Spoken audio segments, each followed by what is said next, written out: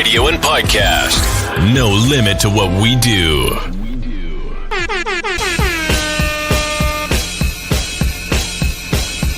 Janelle, celebrity vocal coach right here, and I am a part of Give It Life.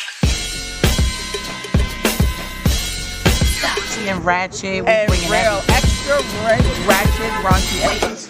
That'll be everywhere, like.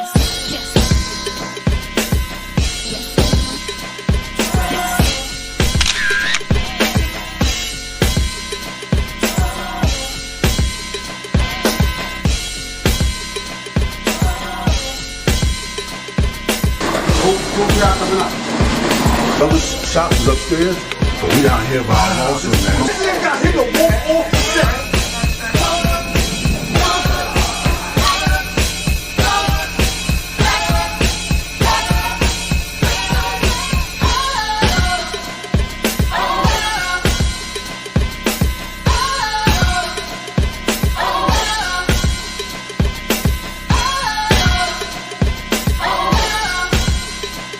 We leave that up to Vito.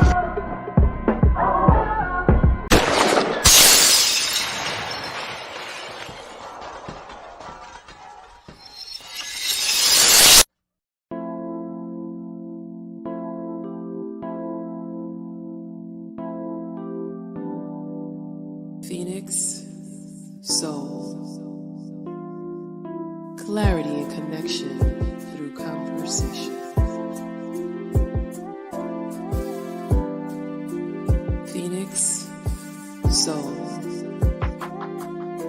Clarity and connection through conversation.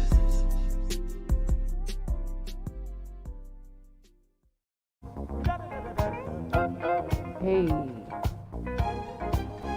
Yes. Thank you all, brothers and sisters. You're listening to HURSTON, and you're listening to Phoenix Soul Podcast. Conversation and clarity through conversation. And we are on iAccess Radio, the future of radio and podcasts. There's no limit to what we do. And if you'd like to call us, please remember to call us at 347-708-0216. Again, I'm Yaz Hurston, and welcome to our February 6th show on Phoenix Soul.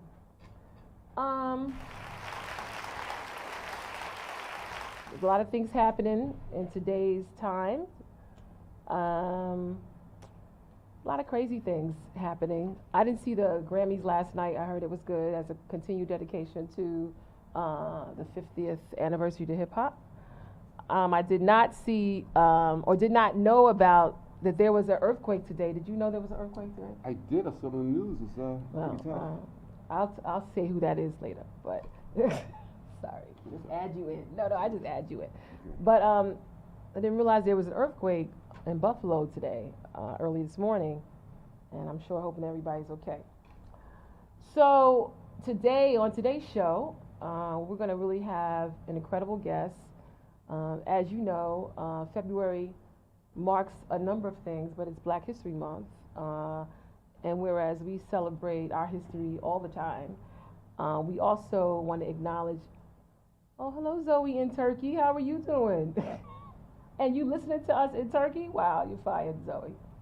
And while we are celebrating that, we also want to pay homage to people that really take the time to appreciate our history and appreciate the importance of history and understanding that one's history is everybody's history, right?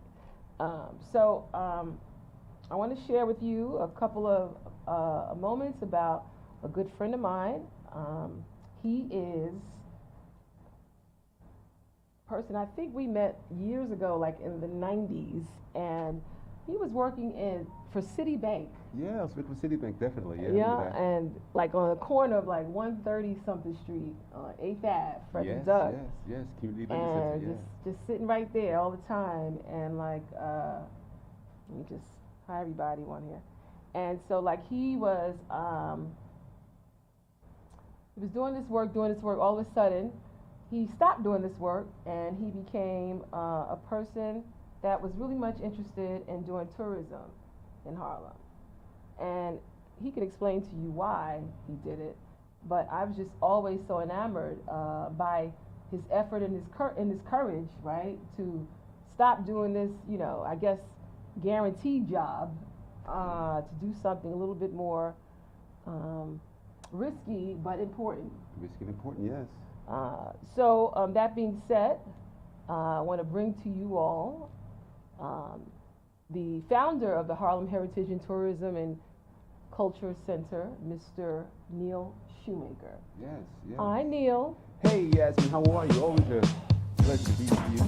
Definitely.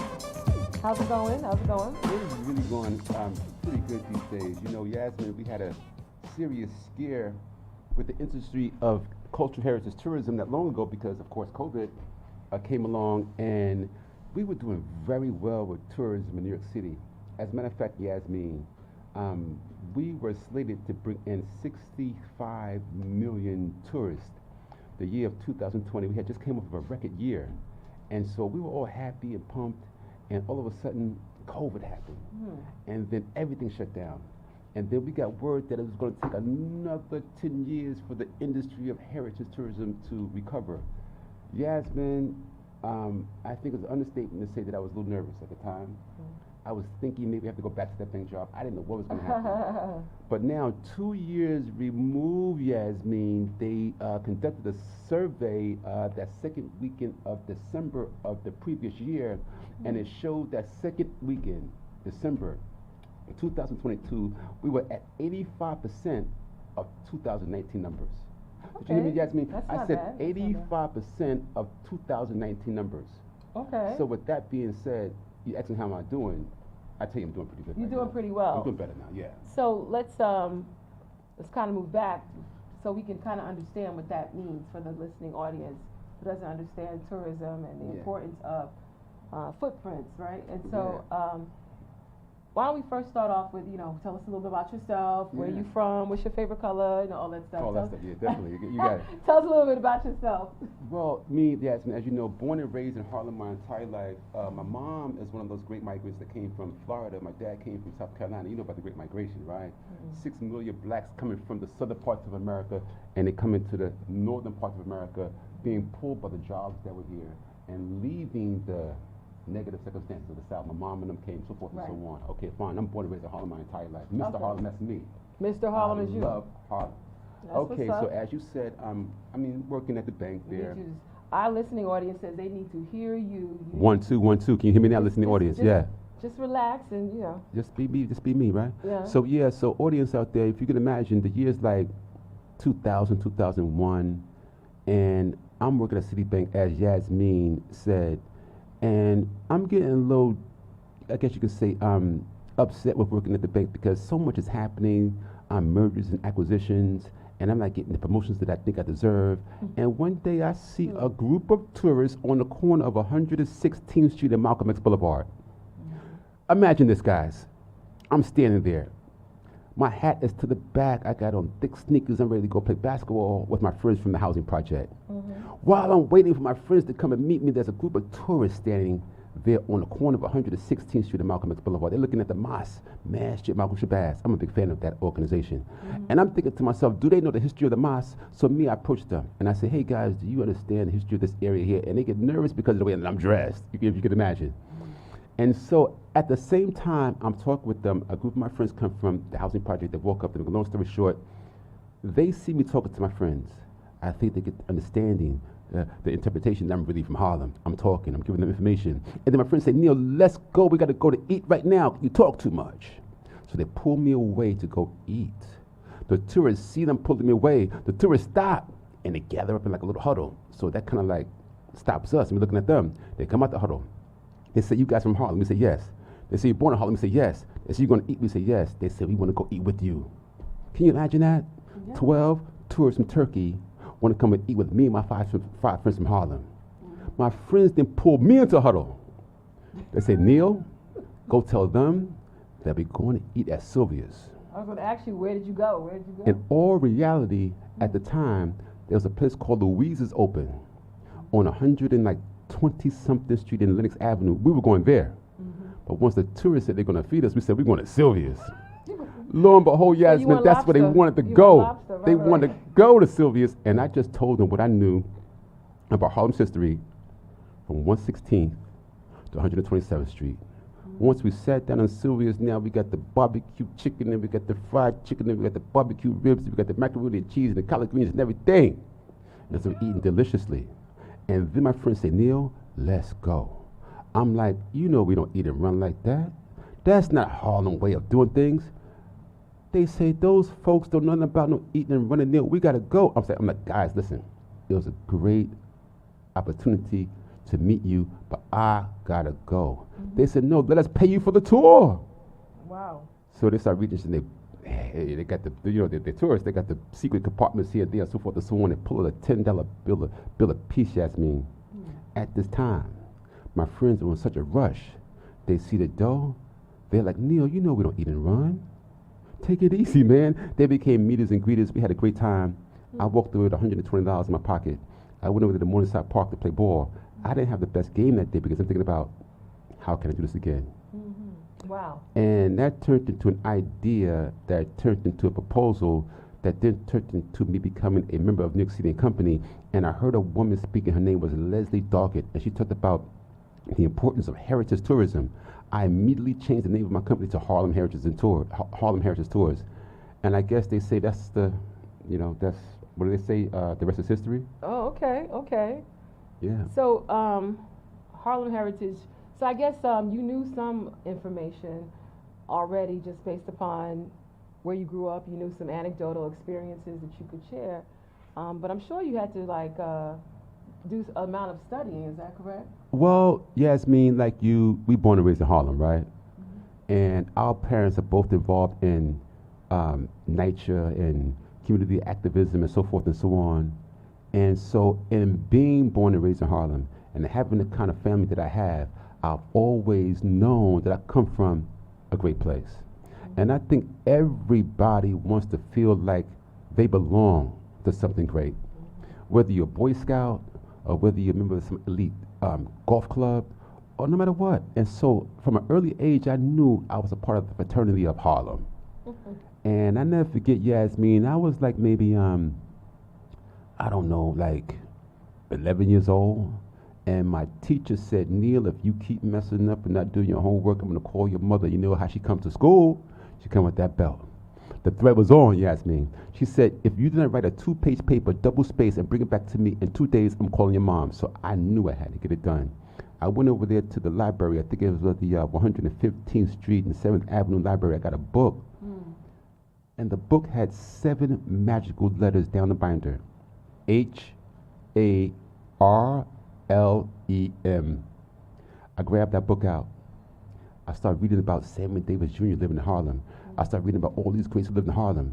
And one story in the book said that Sammy lived at 46 West 131st Street. Well, that's my dad is from. 131st? 46 West 131st Street. So I'm thinking the Candy Man lives in my building. The building had empty apartments upstairs. I'm thinking maybe the Candy Man left some candy behind. So I just started reading and I became like really into it. Okay. And then another incident happened when I was about 14. I joined the Dance Theater of Harlem. I had to walk from the Valley of Harlem and all up and through the hills of Harlem, up in the Sugar Hill and everything. I had to walk and get to the Dance Theater of Harlem. And I'm 14 years old and I saw all those beautiful brownstones and those wide streets. And I knew that this was a special place. And the seeds were planted there. Sure. Yeah. So wait, did you just say that you joined the Dance Theater of Harlem? I didn't hear that part. Yeah, that was by Oh. accident. That was by kind of accident? thing. Yeah, that was, Were you a dancer? No, what happened, Yasmin, I was a breakdancer. Okay. And speaking of the 50th anniversary So of hip flexibility hop, is important, yeah. so I'm doing, so it's Arthur Mitchell at the time, God bless his soul. He was conducting a dance demonstration at Aaron Davis Hall in Harlem. And all those kids went up there. And he said, everybody come on the stage and do whatever you want to do. I started breakdancing. He gave me a scholarship that summer to go to DTH. Now, that summer, Yasmin, I want to play basketball. But my mother found out. She said, no, you're not playing ball. You're going to the Dance Theater of Harlem this summer. She took me to Capizio's downtown. I forget this, like this dance store. I had to get tights and ballet shoes and everything. It wasn't my thing. I wanted to play ball, but I thank God for that opportunity because although I didn't stick through it, it showed me a side of Harlem that I had not seen. And thank God for the great Arthur Mitchell. I had a great summer that summer up there at DTH. And that took me out of the Valley of Harlem, and it spreaded me throughout Harlem. And when I walked up there, all up there in the hills of Harlem, going all the way to DTH, I saw parts of Harlem that told me, man, I love this place. And that's where the seeds were planted for me to become the president of Harlem Heritage Tours. So I think that's incredible. Okay, so it had to be some moments where you grew, right, and where you started from. I guess your moments where you first began, and then you grew, and where did you start off with? Like, what was your process? I don't think the audience knows a lot about how incredible tourism is and how it works, man. and how it connects throughout the city. And I didn't know. Right. So tell us about that process of you like learning this. Oh man, I had no industry. clue about the industry of cultural heritage tourism. Mm-hmm. I didn't know that it's one of the major generators for communities across the world. Mm. Host communities with a high concentration of tourism, or should I say high concentration of culture in their backyards. You know, studies have shown that when people travel, especially in New York City, the last study showed that, I don't know, like the last studies that I really looked at showed those 63 million people who came to New York City. Don't you know half of them express an interest in heritage tourism and hearing about the stories of a given community from the people who live there? That's what people want, especially now they want those really in-depth experiences that are hosted by the host of a community where they can really eat the food of the native people. They want to go to the churches. They want to see what's like life is like for them. And so this is a special opportunity that communities like Harlem have to preserve their culture and contribute to the development of their local economies. Because what community in what community in New York City, or maybe even the country, that has as high a concentration of history as Harlem has? And what about the local person telling their own story? And what about that local person cooking food for that tourist that's coming in? And what about me hooking up with Yasmin, because I know Yasmin you can burn. I know you can. And you cook a meal for some peoples, and then they eat, and they eat your food, then we walk around Central Park over to 110th Street where, you know, I'm gonna tell you a business. I'm sorry about that. Sorry about that. And then we do a whole across 110th Street. The people love that, and that's important for our community, and it helps save our culture. It helps us grow our economies, and then I can talk about people who are unheralded. Like I can tell them a story about sorry, go ahead. No. So I think apparently there's a difference between heritage tourism and tourism. Like what is heritage basically rooted in like the cultural area of where you're from? Right. Okay. Regular tourism versus cultural heritage tourism. Okay. Cultural heritage tourism is telling the story of your particular culture and your heritage coming from your indigenous standpoint as it pertains to you, telling your own story. Right. So I have seen various audiences. I've seen you walk around with various audiences, whether they're from Turkey, like you said, or whether they're from South Carolina. And it just seems to be incredible that, do you find that people know the history? Have you shed some light on something where people go, I didn't really know about that? It happens all of the time. Even for me, I'm learning of people I didn't know, events I didn't know happened. For instance, last Thursday, or let's say maybe 2 weeks ago to this day, I'm doing some research, and I'm reading, and I'm looking at videos, and I see that on January 26th of 1920, January 26th of 1934, the Apollo Theater had just reopened as a newly renovated theater, allowing blacks in for the first time. So we go to the Apollo Theater all the time, but did you know once upon a time we had no blacks going inside there, and that it wasn't until January the 26th of 34 that blacks were allowed to go inside the Apollo Theater? No, I did not know that. See, heritage tourism unearthed that information for me.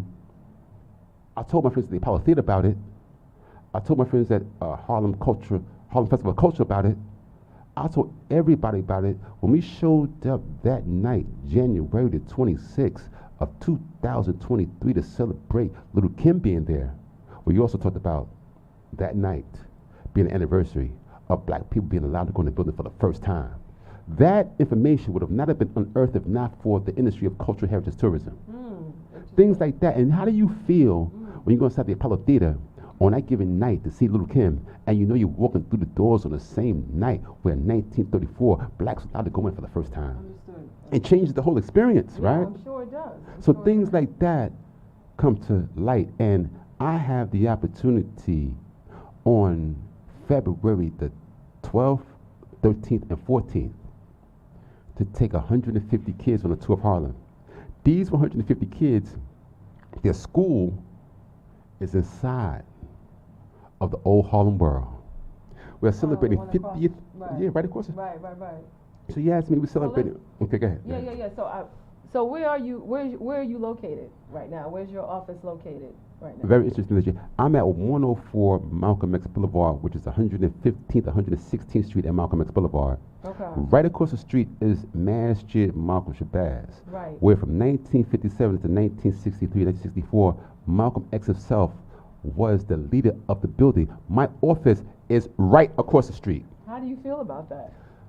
I feel like Wow. the luckiest man in the world. Is that right? I really do, because I'm a big fan of Malcolm. I'm a big fan of my history. Mm-hmm. I see it on TV during Black History Month, but I look out the window of my office and I see it right across the street. And I look at the TV and look across the street, and I'm like, this is the same place. But my issue is that sometimes local people don't appreciate it the way that I do. Now, don't get me wrong, I got friends coming in from all over the world. My friends from France, they don't run up to the Eiffel Tower. Going to the Eiffel Tower, we love it. My friends from the UK, they don't run to the Thames River. Yeah, so no, it's the same. I don't Yeah. knock my folk for not appreciating the culture, because it's a human phenomenon not to do so. But for me, I love it because I'm walking the footsteps of Adam Clayton Powell Jr., Yes. Malcolm X, Queen Mother Moore, Dr. King, James Baldwin, Cassius Clay, a.k.a. Muhammad Ali. Let me just tell you something, guys. I really get inspired by this. I'm serious. If I'm having a bad day and it's tough on me, I go to YouTube, I watch some videos about Cassius Clay, Muhammad Ali, and I watched that video of him after beating Sonny Liston. He's taking on a walk into the Harlem. They go up there to the Teresa Hotel, cameras are flashing, bulbs are popping. The cameraman says, Cassius Clay, great job winning. He goes, my name is no longer Cassius Clay. My name is Muhammad Ali. Muhammad Ali, that's my name. Muhammad stands for worthy of all praises, and Ali stands for most high. I watch something like that. Right. All these greats living in my neighborhood. You listen. Right. After that, you can't beat me now. So what did I got Mamba mentality now. You know what I mean? Hilarious. That's hilarious. I'm sorry. So that's all right. Thank you, D.W. Williams, for your comments. She says thank you for loving the history. So tell us a little bit about what you offer, if you can. Like what type of tours do you offer? Yeah. To share that so people can understand the different experiences that you provide. Well, I think, and I say this with humility, I'm one of the first people in the country that really looked at my community, and I said I'm going to develop thematic tours. What kind of? A theme tours. Okay, thematic. A theme may be civil rights. And in Harlem, along that 116th Street corridor, all throughout Harlem, I mean, you walk in the footsteps of all Y.T. Walker, Adam Clayton Powell Jr., Malcolm X, I can go on and on. So that's one theme. Civil rights. Civil rights. Another thing may be, I'm really happy about this one because Harlem Renaissance, man. I mean, this is the 100th anniversary of so many great Harlem Renaissance events. So we're going to walk in the footsteps of Langston and Zora and all these greats. Now, the thing is, when you walk with me, I have an iPad on my arm and a speaker on my back. So you're walking, and I'm giving you narration, but then I'm playing speeches and music and showing video that gives you some understanding of you being right there where history happened. Right? I gotta bring it to life. I gotta make the history come alive. Oh, so if it don't come alive, it don't count. So you playing speeches and music so people get a feel of right and the energy right where you are. Right where you are. I take out a picture. I say, see this photograph right here? And I'll tell the folks that are with me, can you please find the building that's in the picture?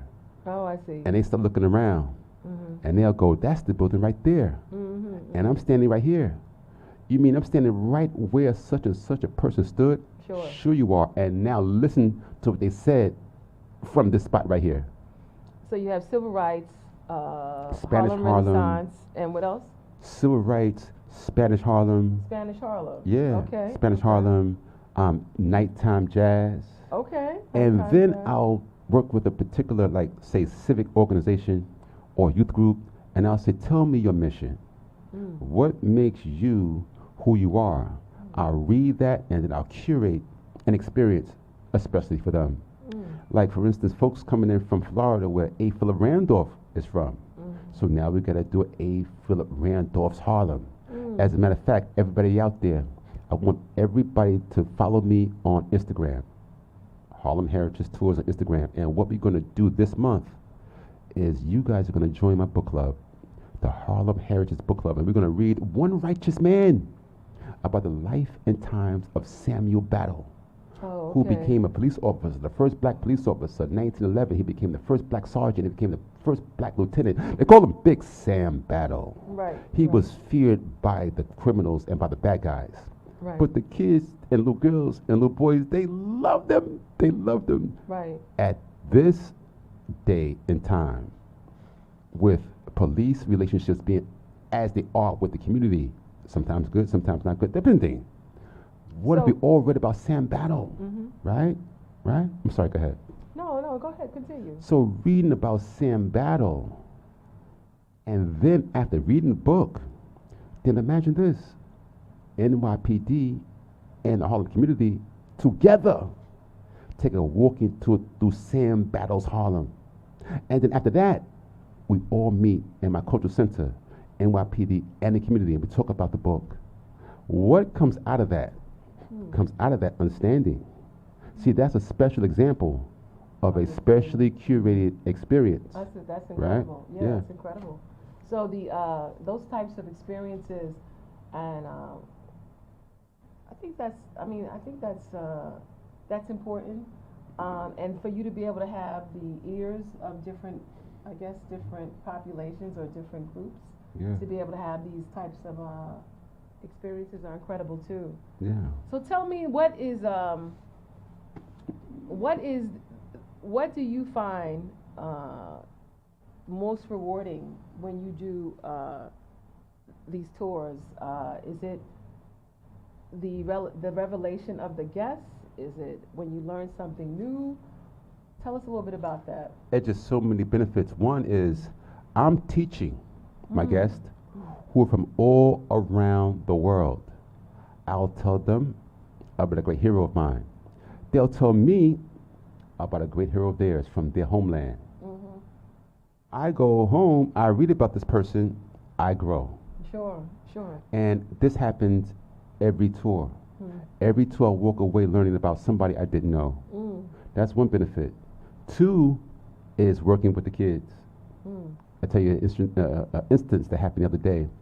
In my office, I have these street signs, literal, real street signs that come from the lamppost. I got one that says Malcolm X. I got one that says Adam Clayton Powell Jr. I got one that says Alambe Brath. Kids came into my office the other day, right from around the corner. A little girl walked in, and she's looking at the signs. And she stood there for a while just looking at the signs. I didn't know what was going on in her head. She said, "Who's that?" I said, "Who's who?" She goes, "Who's that?" She wanted to know who Alambe Brath was. At that moment in time, I stood there. I told her all about Alambe Brath. Don't you know she went to school and wrote a paper about Alambe Brath? Good for you. Good for you. That's that right there. Good for you. I'm ready. I'm done. I can. My work is done on Earth. I can go on and. That's how I feel. Yeah, you know what I yeah, mean? yeah. When that happens, and now I got 150 kids coming out of that building there, on 16th Street. They're coming out of the building there where Harlemville existed. Right across the street is the mosque where Malcolm X was the leader. Right. Oh, I got nothing but fun times now to teach about 50 years of hip hop culture. They go to school in the old Harlem world, and they look at the windows, they see the mosque. So the school is Democracy Prep? What is the name of Democracy the Prep. school? Yeah, Okay. that's it. I don't want to say people go to school called Harlem World, but it's Democracy It's Prep. Democracy Prep. Okay. In the old Harlem World building. In the whole Harlem World building. While we That's celebrate history. 50 years of hip hop History, too. culture. Yeah, it's history as well. Right? So, you know, I think I travel a couple of places, and I travel in other parts of the world, and I say that I'm from Harlem. Some people know, some places know Harlem, or they've heard of it, but others, when they think of, I guess, any community, an urban community in America, they just look at the negative aspects of it. Mhm. Do you find that you have to share the other side, as you said, the cultural side, the arts side, the music, the benefits, the accomplishment side of us when you talk to people like in other parts of the country? Well, I Of gotta the tell you world, something. excuse me, of the world. Yeah, you know, Harlem has changed so much right before our eyes. Mhm. You know, we're living during a time in which, during our lifetime, we've seen some really, really monumental things take place. We've seen Barack Obama become the president of the United States, 44. We saw 45. We won't talk about that on the show right now. We saw a pandemic. We saw 9/11. And in our lifetime, we've seen Harlem change Well, forever. Never be the same as it was before. And when I first started doing these tours, Harlem wasn't the Harlem that it is now. And folks would come, and I had mentally ill people throwing bottles at me. I had people sometimes almost attacking me. What the blankety blank are you doing, bringing all these white people to Harlem and so forth and so on and blah, blah, blah. I would have to leave the group, go back to the person that threw the bottle, and explain to them what heritage tourism is. I would say, folks, you see that bus going down the street right there, got 40 people on it, and everybody on the bus paid the guide from downtown to tell them about Harlem. I'm going to do tours where I'm not going to talk about real estate and values of properties. I'm going to talk about Adam and Martin and Malcolm and Queen Mother Moore and so forth and so on. I would win that guy over. Next time I'm coming down the street, he gives me that. not throwing a bottle at you. Not the bottle went from the bottle to the power Fist fist. bump. Now, the thing is, as Harlem is changing, that doesn't happen as much, and the perception that people have of Harlem coming in is changing too. But I when it first started, it was people had, you sure I can come to Harlem? You sure it's gonna be okay? I'm driving in. Is my car gonna be okay when I leave? And that kind of thing.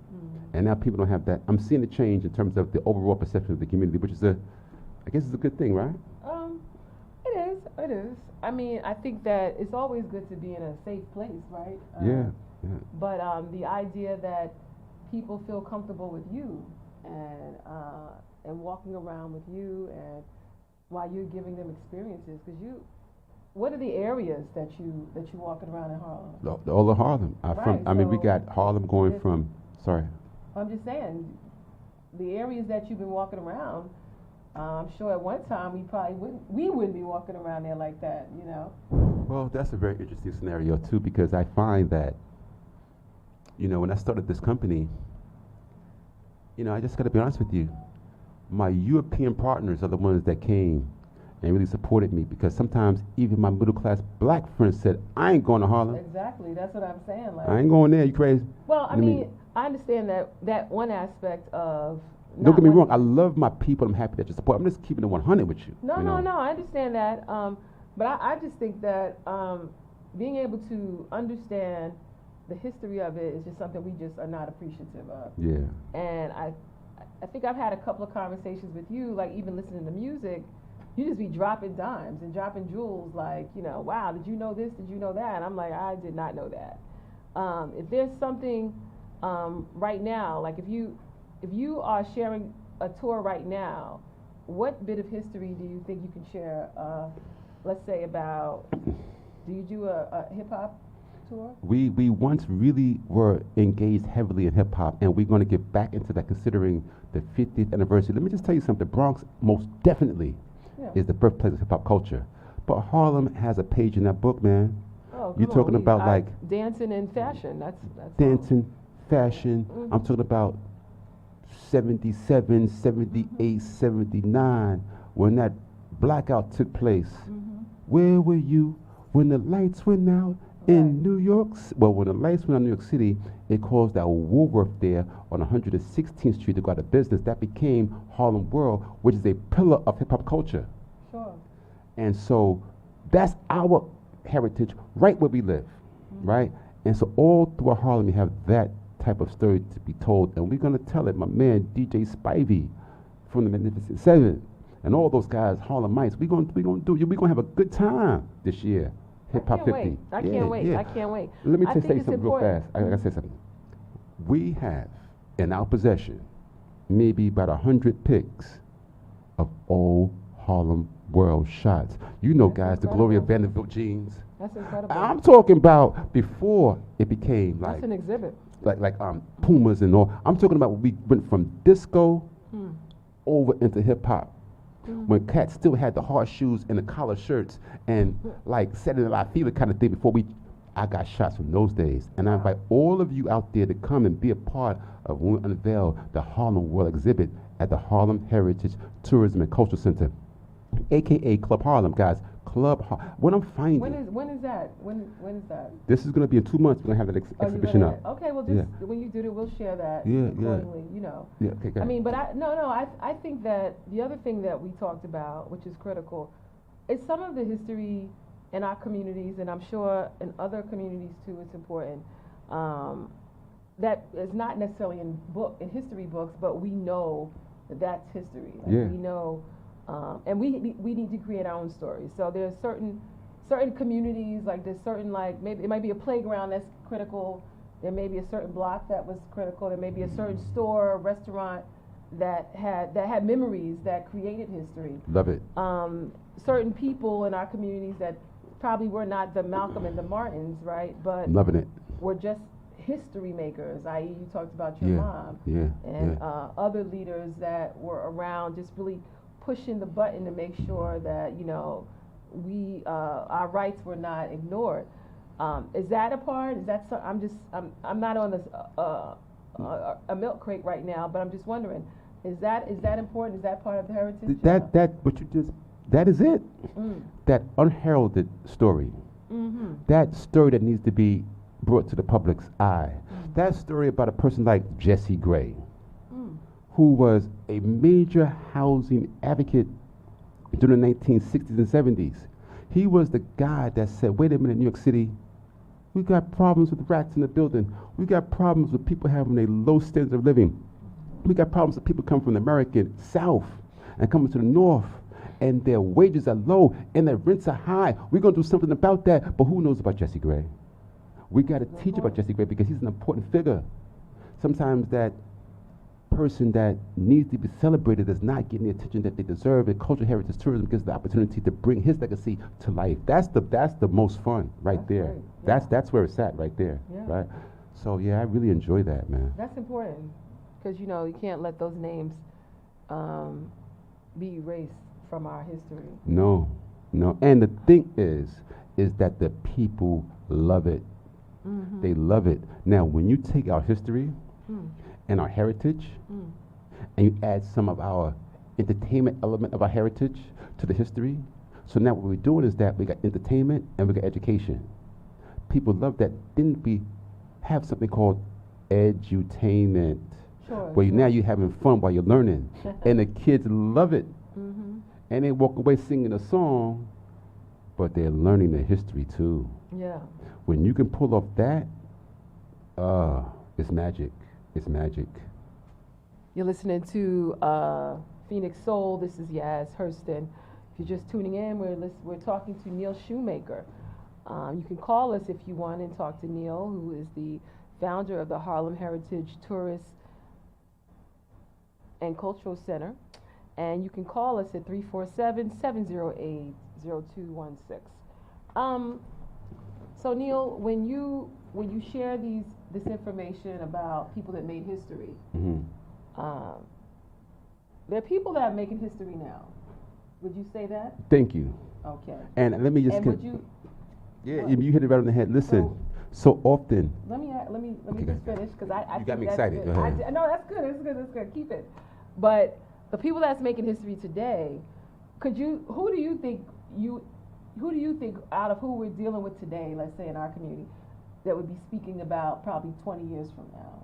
Like who would be a part of our discussion 20 years from now based upon who you're dealing with today in historical terms?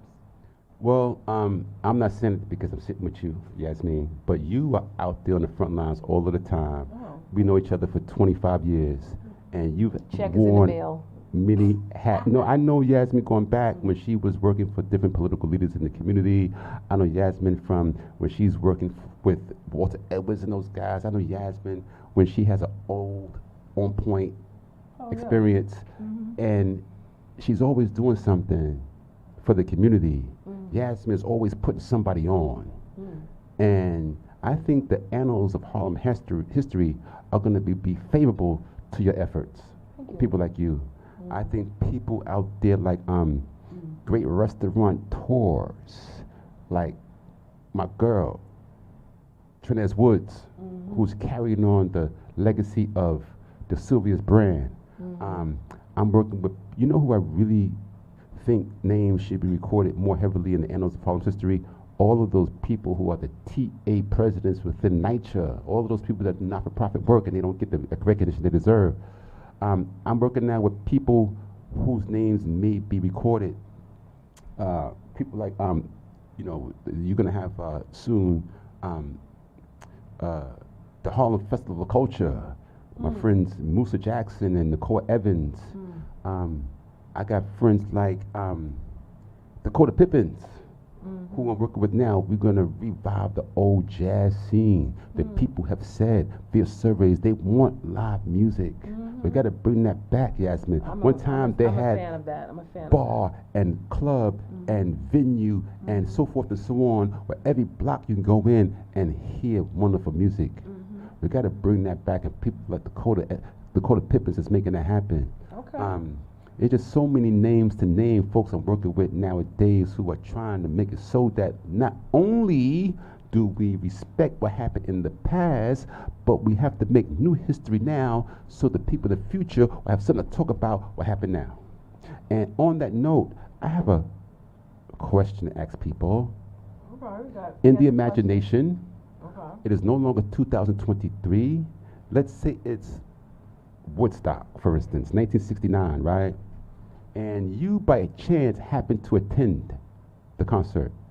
And if somebody had told you, listen, man, you hit Woodstock, this is going to be recorded in a major way by the annals of the future, you would have probably collected the sand. And when Jimi Hendrix left his jacket on the side and left, you would have got that jacket, and you would have said, I got to save this because one day, the folks are going to go, wow, this is a collector's item. But what about the history and what's going on nowadays? And what about realizing that we're living through a Harlem Renaissance right now? Those folks in 69 didn't understand it, so they didn't save the stuff.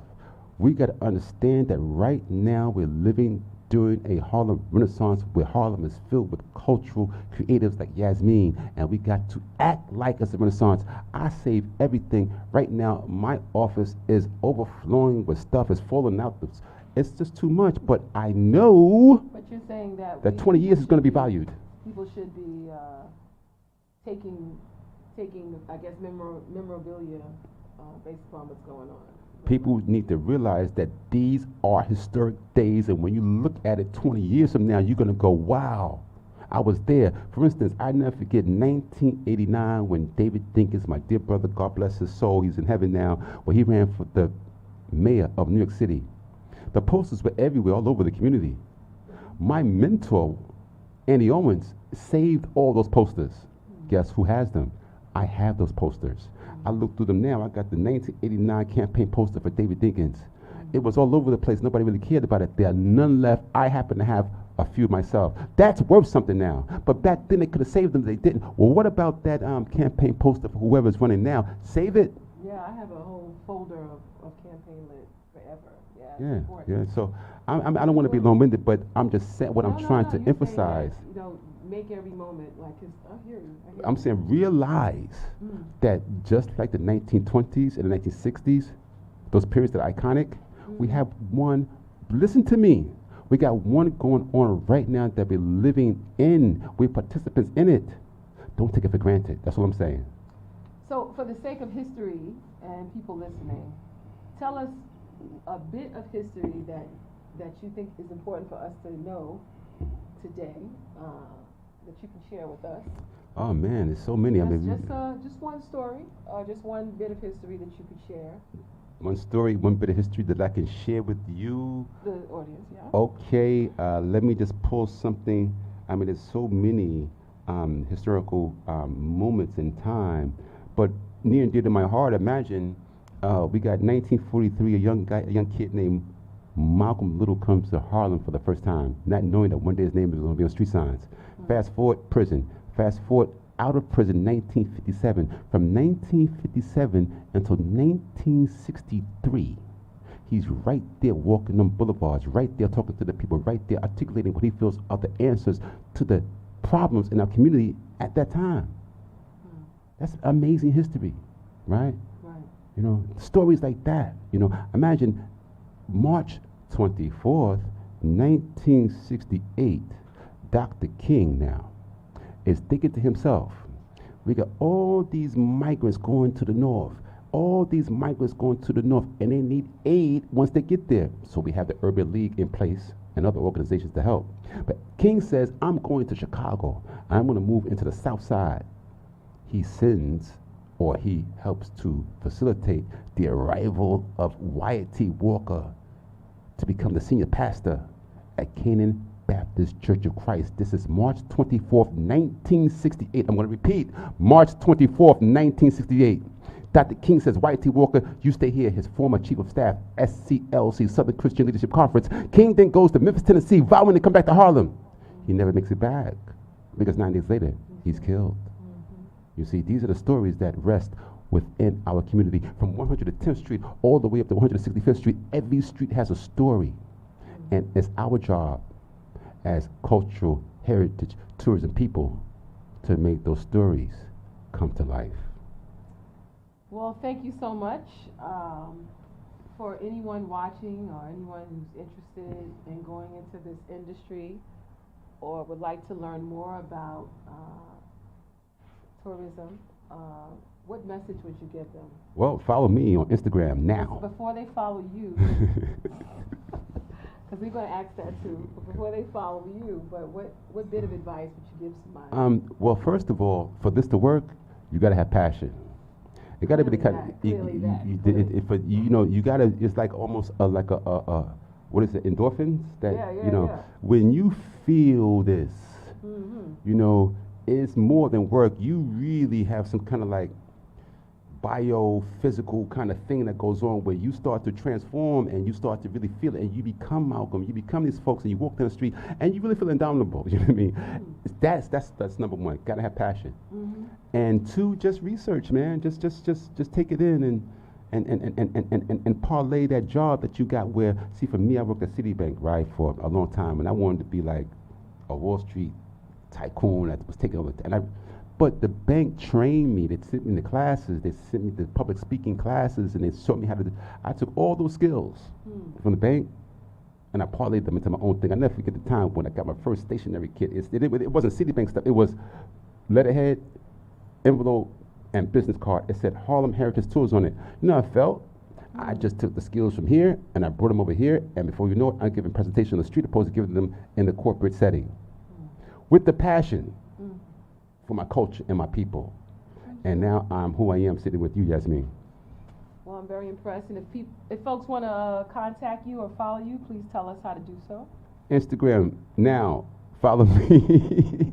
Harlem Heritage Tours, guys. Fantastic. Instagram.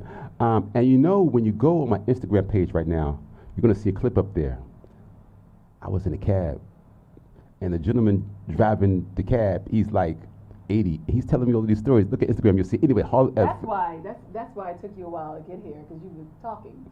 Hey, you got me. Okay. She always gets me. So Facebook too, Harlem Tours, and yeah. So Harlem Tours. So it's Harlem Tours. It's Harlem Tours on Facebook. Okay. No, my business page, Harlem Heritage Tours, and my Instagram is Harlem Heritage Tours too. Sure. And website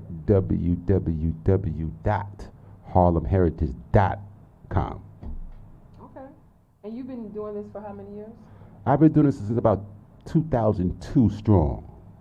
That's I awesome. started before that, but really I quit the job at the bank to do this. That's like, so. And you've been doing this since then? I've been doing this ever since. Wow, this is excellent. Well, Neil, we're very proud of you, first of all. Thank you.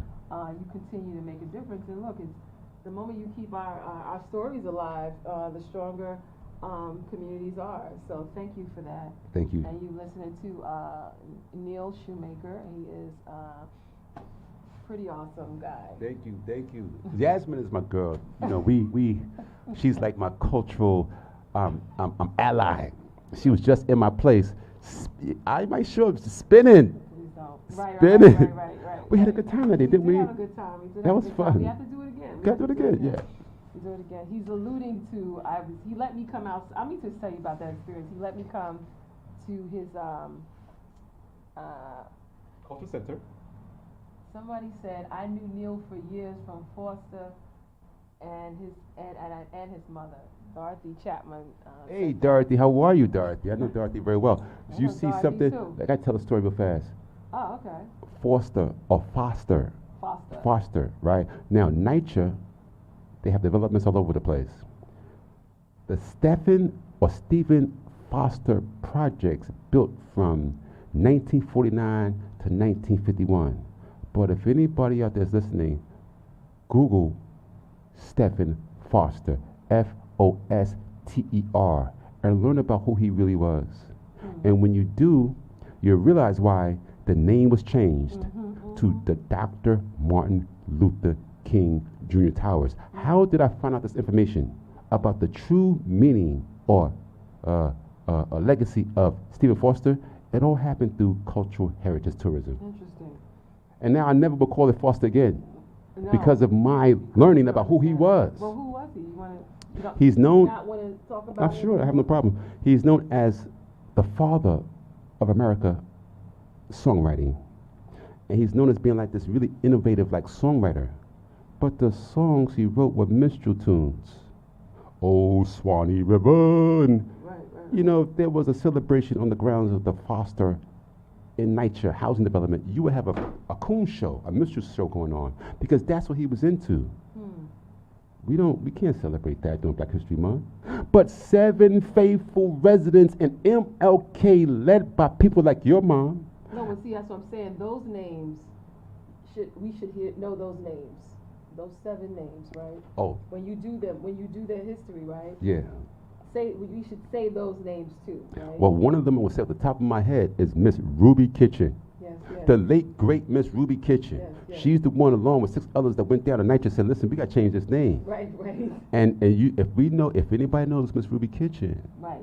when she approaches the authorities, they listen, and the name was changed in 1969 to the Dr. Martin Luther King Jr. Towers, right? And this is what comes out of being a heritage tourism pro, okay? Right.